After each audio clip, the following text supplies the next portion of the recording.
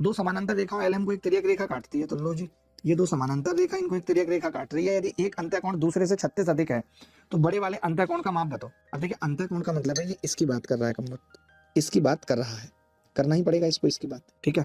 ये one of the interior consecutive को interior angles एक दूसरे से 36 ज्यादा है। आपको भी मालूम है कि आप इन दोनों का सम 180 अंश होता है। आपकी मम्मी के हाथ में 180 रुपए हो और किसी एक को ज्यादा देने हो किसी एक को कम, तो जिसको ज्यादा देने हो उसको पहले ही 36 दे देंगे। 180 में से 36 गए 144, बाद में इसको 72 इसको 72। तो बड़े वाले अंतःकोण की बात पूछ रहा है। 6 और 2 8 और 7 और 3 10 108 उत्तर आ जाए। क्या आ रहा था 108? आप वैसे ही देख के कर सकते थे, चित्र बनाने की जरूरत नहीं थी। आपको पता होना चाहिए, नहीं पता तो कोई बात नहीं, पता लगा लेंगे। यदि किसी चतुर्भुज के विकर्ण एक दूसरे को समद्विभाजित करते हैं और लंबाई में बराबर हैं परंतु परस्पर लंबवत नहीं है, ये बड़ा गजब सवाल है, तो वो होगा रेक्टेंगल। देखिए अब हम कैसे जल्दी से करते हैं, हम देखते हैं लंबवत होते हैं रोम्बस में, ये नहीं होगा। स्क्वायर में होते हैं, नहीं होगा, ठीक है, ये बात आ गई। और काइट में भी लंबवत होते हैं, ये भी नहीं होगा। और वैसे भी समद्विभाजित कर रहा है, काइट में समद्विभाजित करते भी नहीं।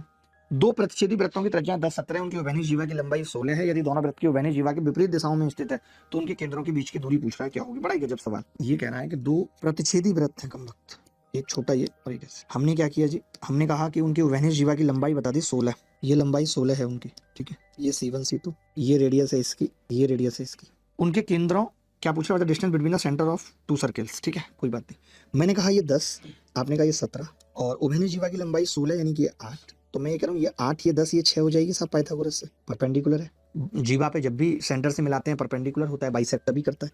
मैंने कहा ये 8 ये 17, तो आपने कहा 15, तो 15 और 6 21 आ जाएगी। सेंटर्स के बीच की दूरी इसको मान लीजिए C1, इसको C2। ओरल भी कर सकते थे।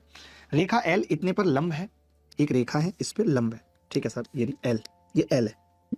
मैं ये कह सकता हूँ कि इसकी स्लोप उल्टा होगी इसकी, 4x - 3y = 12। पूछ कह रहा है, देखते हैं। अब ये कह रहा है कि निर्देशांक अक्षों के साथ मिलकर 6 वर्ग इकाई का क्षेत्रफल का एक त्रिभुज बनाती है। यदि रेखा का y अंतःखंड ऋणात्मक है तो इसका y अंतःखंड ज्ञात कीजिए। देखिए पहले तो आपको समझना पड़ेगा दोस्त कि इसके परपेंडिकुलर अगर कोई लाइन है तो वो होगी 3x - 4y, कोफिशिएंट चेंज हो जाएंगे, प्लस बीच में आ जाएगा बराबर के। अब इन्होंने त्रिभुज भी दे दिया ना हमें, तो त्रिभुज निकालने के लिए हम कह सकते हैं कि यार x/k/3 y/k/4 बराबर 1 होगा। तो मैं त्रिभुज का एरिया अगर निकालूं तो हाफ k² बटे 4 × 12, और ये सवाल में कितना दिया है 6। तो k आपने देखा k कितना आ गया जी, +-12। लेकिन हमें सवाल में खुद बोला है कि y अंतःखंड यानी कि k/4 ऋणात्मक है, तो k/4 पूछ रहा है। k का नेगेटिव वैल्यू लूंगा मैं, -12/4 यानी -3। अच्छा सवाल था, नेक दिल सवाल था, बढ़िया सवाल था। आपने किए हैं कभी ऐसे सवाल? मुझे नहीं पता, अगर नहीं किए तो आपको सीखने की जरूरत है। अब जैसे यही सवाल है कि यार x² - y² बताओ,